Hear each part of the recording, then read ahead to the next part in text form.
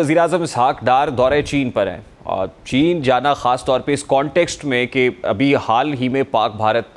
Stand of हुआ है जिसमें अब ज़ाहिर है डिप्लोमेटिक चैनल ओपन है, लेकिन ऐसे में चीन का दौरा करना जो हमारा एक स्ट्रेटेजिक पार्टनर है, ये किस कदर इंपॉर्टेंट है सर? जी डेफिनेटली गिवन सर्कमस्टांसिस में तो इसकी अहमियत बहुत मुसलमा है, लेकिन ये पहले से स्केड्यूल्ड दौरा था क्योंकि इससे मुतल्लिक 10 मई को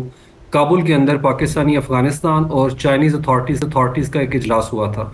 यहाँ पे ये मेंशन करना बड़ा ज़रूरी है कि मुल्ला मुत्तकी जो है वो भी वहाँ पे मौजूद होंगे और एक ट्राइलैटरल मीटिंग होने जा रही है जिसमें पाकिस्तान, अफगानिस्तान और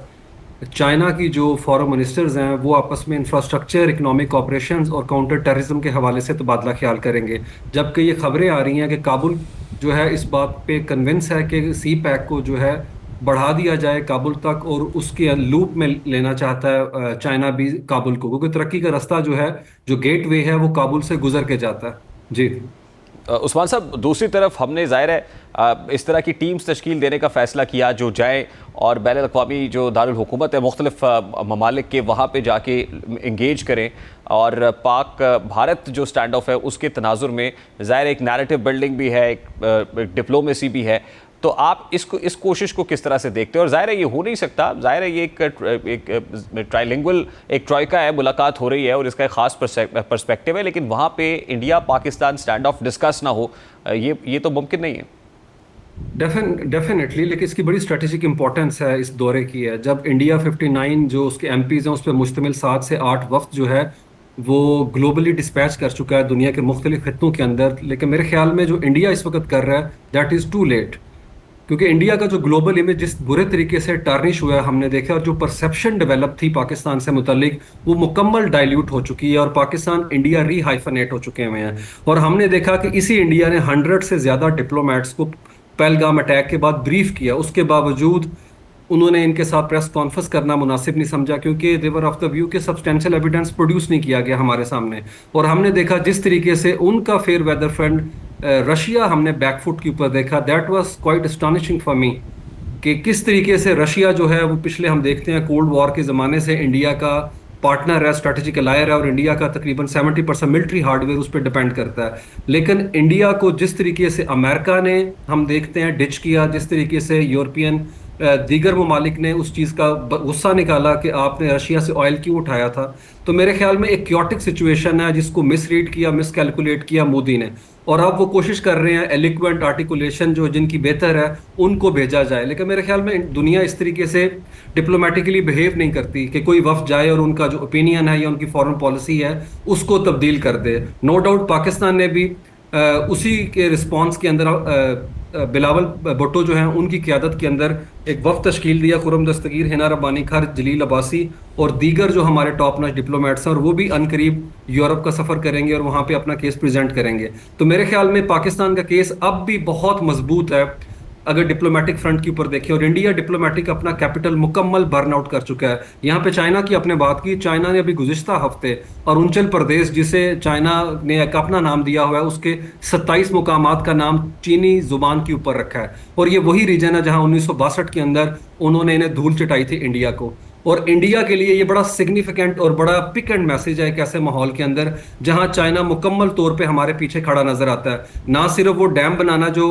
मेहमन डैम है उसके लिए अंदर खबर आ रही है कि वो तेजी से काम कर रहे हैं ताकि इसे जल्दी कंप्लीट किया जाए। दूसरा, उन्होंने इंडिया को एक मैसेज भेजा है कि रीजन में हाइड्रो हेजमन हम है, पानी की हेजमनी हमारे पास है, क्योंकि ब्रह्मपुत्रा और जो गंगा है वो ओरिजिनेट करता है चाइना से। तो अगर इंडिया कोई ऐसी कोशिश करता है वक्ती तौर के ऊपर, फिलहाल उनके पास वो इंफ्रास्ट्रक्चर नहीं है, लेकिन अगर डाउन द लाइन चंद सालों के बाद वो कोशिश करते हैं हमारे दरियाओं का रुख मोड़ने को या पानी की सप्लाई को मुतासर करने को, जो कि लाइफ लाइन है ऑफ कोर्स पाकिस्तान की, तो चाइना यही जवाब उनके खिलाफ इस्तेमाल कर सकता है। तो मेरे ख्याल में पाकिस्तान का आयरन क्लैड फ्रंट जो है वो दुनिया के हर फ्रंट के ऊपर पाकिस्तान के साथ कंधे से कंधा मिला के खड़ा है। जबकि मोदी के हवाले से हम देखते हैं जिन पे तकिया था वो सारे पत्तों ने उधर हवा दी है। जी अच्छा उस्मान शाह साहब, यूएस प्रेसिडेंट डोनाल्ड ट्रंप ने जो सालिसी की पेशकश की और फिर हमने देखा कि ट्वीट आती है जिसके बाद सीज फायर हो जाता है, अब इस सारी पिक्चर में पाकिस्तान का चीन को ऑन बोर्ड रखना किस कदर इंपॉर्टेंट है, कॉन्फिडेंस में रखना किस कदर इंपॉर्टेंट है, और कॉन्फिडेंस में लिए बगैर आपको नहीं लगता कि हम मतलब अपनी साइड से इस पे आगे नहीं बढ़ सकते, प्रोग्रेस नहीं कर सकते? और as far as China is concern, तो क्या चीन को काबिल कबूल होगा यूएस प्रेसिडेंट जो ऑफर कर रहे हैं दोनों ममालिक के माबैन? नहीं, मेरे ख्याल में इसको आप जरा सिंबॉलिक कॉन्टेक्स्ट के अंदर देखें, क्योंकि डोनाल्ड ट्रंप जो है वो इसकी संजीदगी के एलिमेंट को लेके शायद इतना ज्यादा हमें वोकल नजर नहीं आए। नो डाउट वो इस वक्त वक्ती हालात को डिफ्यूज करने की तरफ जा रहे हैं, लेकिन कोई ऐसी एफर्ट जिसके अंदर हमें उनकी कंसर्टेड अप्रोच नजर आए दुनिया के दीगर यूरोपीय ममालिक के साथ मिलकर पाकिस्तान इंडिया को बैठाने की, वो मेरे ख्याल में इस वक्त it's such A far cry. और जब चाइना की हम बात करें तो मेरे ख्याल में चाइना जिस तरीके से खुद इस चीज के अंदर बड़ा स्टैंड स्टांस रखता है कि कश्मीर का मसला बायलैटरल नहीं ट्राइलैटरल है। यहाँ पे नाजरीन को बता दें कि कश्मीर का 45% इंडिया के पास है और उसके 30% जो रकबा है वो पाकिस्तान होल्ड करता है, और 15% जो है वो लद्दाख के अंदर वो चाइना। तो इट्स अ ट्राइलैटरल इशू। तो न्यूक्लियर फ्लैश पॉइंट 3 मुल्कों के दरमियान है, और चाइना का ट्रेडिशनल स्टांस पाकिस्तान के हवाले से यही रहा कश्मीर के ऊपर कि हम इस मसले को हर सूरत के अंदर चाहते हैं कि सालसी की बुनियादों के ऊपर हल किया जाए। तो मेरे ख्याल में इंडिया जो सिमला एग्रीमेंट के तहत बायलैटरल करना चाह रहा था, उसके लिए बहुत ज्यादा सुबकी है और बहुत ही हजीमत का सामना करना पड़ा है। और China has always been on board when it comes to Pakistan. Pakistan ने पहलगाम के बाद जिस फर्स्ट कंट्री को ब्रीफ किया था वो चाइना था, और चाइनीज डेलीगेशन मुसलसल पाकिस्तान के मिलिट्री और पाकिस्तान के जो डिप्लोमेट्स हैं उनसे मिलते रहे इस्लामाबाद के अंदर है। जिस तरीके से चाइनीज डिप्लोमेट्स के हवाले से खबर भी आई अमेरिकन की तरफ से कि उन्होंने टच डाउन किया पाकिस्तान को अप्रैल के लास्ट वीक के अंदर है। तो मेरे ख्याल में चाइनीज डिप्लोमेटिकली, अगर हम मिलिट्री कॉन्टेक्स्ट में देख लें और उनकी अगर हम देख लें क़यादत जो है वो मुकम्मल तौर पे सिंक्रोनाइज्ड नजर आती है, एक सेम वेवलेंथ और सेम फ्रीक्वेंसी मैच करती नजर आती है, चाहे उनका फॉरेन ऑफिस तबसरा कर रहा हो। Agreed, उस्मान साहब, but you have rightly pointed out the exact situation के जो यूएस प्रेसिडेंट के ट्वीट से जाहिर है सीज फायर तो हुआ, मामला थमा तो सही, वो जिस तरीके से आगे बढ़ रहा था वहाँ से ऑब्वियसली हम वापस आए, लेकिन अब what is the way forward now? Pakistan की कुछ कंडीशंस थी और सीज फायर जाहिर है कंडीशनल होता है, डिमांड्स भी हैं, उनको पूरा करने के लिए वो संजीदगी नहीं है अमेरिका की तरफ से। तो फिर ये सीज फायर कब तक है, और उस दौरान हमें क्या करना चाहिए, और कौन इसके अंदर रोल प्ले करेगा इफ नॉट अमेरिका? जी डेफिनेटली, मेरे ख्याल में इंडिया जिस हजीमत का सामना, इंडिया किसी सूरत के अंदर मोदी जो है अपना जो उसका डोमेस्टिक अपना एक नैरेटिव है उस कैपिटल को बर नहीं करना चाहेगा, और उसी के लिए ये सारा हाथ पाँव मार रहा है और अपनी जो अपोजिशन जमाते हैं उनसे भी मिन्नत समाजत कर रहा है कि उसे रेस्क्यू करे इस हवाले से। लेकिन अगर हम देखें डोनाल्ड ट्रंप, तो डोनाल्ड ट्रंप हमेशा से ही has always been an infallible entity. Donald Trump एक दिन कुछ कहते हैं, दूसरे दिन कुछ कहते हैं, लेकिन इस मसले के अंदर हमने देखा मुसलसल 7 दिनों में 6 दफा उन्होंने कश्मीर का जिक्र किया, जिससे इंडिया बहुत ज्यादा इर्क फील करता है। यहाँ पे ये भी बताना बड़ा जरूरी है कि जो टॉप नॉच इस वक्त एडमिनिस्ट्रेशन है अमेरिका की वो प्रो पाकिस्तान नहीं है। जेडी वैंस को देख लें, माइकल वॉट्स को देखें, वहां के ऊपर मार्को रूबियो को देखें, और जो उनका असिस्टेंट सेक्रेटरी जो है वो पॉल जो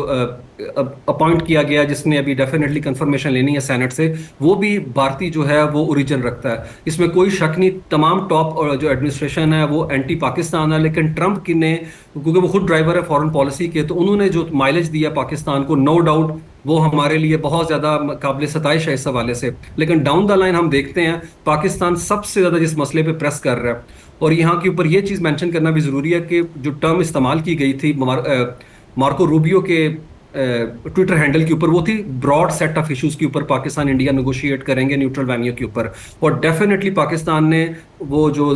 गारंटी उसी सूरत में दी थी सीज फायर की कि अगर आप ये जो दहशतगर्दी के साथ साथ हमारे पानियों का जो मसला है उसको भी यहाँ पे डिस्कस करेंगे। और उसके लिए नो डाउट पाकिस्तान ने अभी हॉलैंड के अंदर सालसी की जो अदालत है आईसीजे, उसके दरवाजे को खटखटाया है, और नो डाउट हम हर इंटरनेशनल फोरा के ऊपर अपना मुकदमा लेके जाएंगे, क्योंकि खुल्लम खुल्ला जो है जिनीवा कन्वेंशन की वायलेशन, ग्रॉस वायलेशन कर रहा है इंडिया इस वक्त। मेरे ख्याल में लीगली पाकिस्तान का केस बहुत मजबूत है, एथिकली हम देख लें, पॉलिटिकली देख लें, हर लिहाज से और इवन वॉर जोन के अंदर जिस तरह से इंसानी और अखलाकी इक़दार का पाकिस्तान ने शानदार मुजाहरा किया, मेरे ख्याल में that deserves to be appreciated whatsoever. जबकि इंडिया के एंड के ऊपर हम देखते हैं इंडिया किसी एंड के ऊपर भी इंटरनेशनल कम्युनिटी को कन्विंस नहीं कर पाया, जबकि उनका जो हिस्टेरिया। जी जी जी, I have to take a very quick short break है उस्मान शाह साहब, आप कंप्लीट कर ले रहे हैं। जी मैं यही कहना चाह रहा था कि जो मोदी जिस वॉर हिस्टेरिया के अंदर था, जो रियलिटी बबल था वो टोटल बस्ट कर चुका हुआ है। इवन हम देखते हैं नेबरहुड के अंदर जितने कंट्रीज हैं उनकी उसे हमायत हासिल नहीं है। हमने अफगानिस्तान की तरफ से देखा, अफगानिस्तान की फॉरेन मिनिस्ट्री, नो डाउट हम इस वक्त देखते हैं थोड़ी सी फ्रिक्शन है, लेकिन नोट डेफिनेटली पाकिस्तान फ्रांसिस को मेंट करेगा। बांग्लादेश की तरफ से हमने स्टेटमेंट देखी, वहां के फॉर्मर जनरल्स कह रहे थे कि chicken neck north east states इसको पकड़ लें। भूटान जैसे कंट्री की तरफ से कोई स्टेटमेंट नहीं आई। तो मैं देखता हूँ रीजनल लेवल पे हेजमनी जो थी उनकी वो डाइल्यूट कर चुकी है, और इंटरनेशनली ना यूरोप साथ खड़ा है, ना उनका ट्रेडिशनल जो अलाय था हमेशा से वो रशिया, वो साथ नहीं उस तरह खड़ा था, क्योंकि वो तालिबान के ऊपर रिलाई करते हैं, उन्होंने पाबंदियां उठा दी हैं। तो एक ब्रॉडर लेवल के ऊपर हम देखते हैं एक मुसलसल आइसोलेशन है, और एक वाहिद कंट्री ने उनका जो है वो साथ दिया था, वो भी इंटरनेशनल पर आया है, सफारती तन्हाई का जिसे सामना करना पड़ा है, वो है इसराइल है। अब सिर्फ इंडियंस के पास सिर्फ तुर्की की जो है वो सेब और वहां के मार्बल, वो उन्होंने कहा कि हम नहीं परचेज करेंगे, और उसके अलावा दूसरा वो कह रहे हैं कि हम अजरबैजान का टिकट नहीं कटाएंगे। तो ये मुझे लगता है एक अजीब किस्म की सुबकी है ठीक। और एक फियास्को है, जो कि हम देख रहे हैं इंडिया की आवाम सोसाइटी के एंड के ऊपर भी, और वहां के सियासतदानों के सियासत पर्टिकुलरली मोदी के एंड पे। बिल्कुल जी। Sir, I have to take a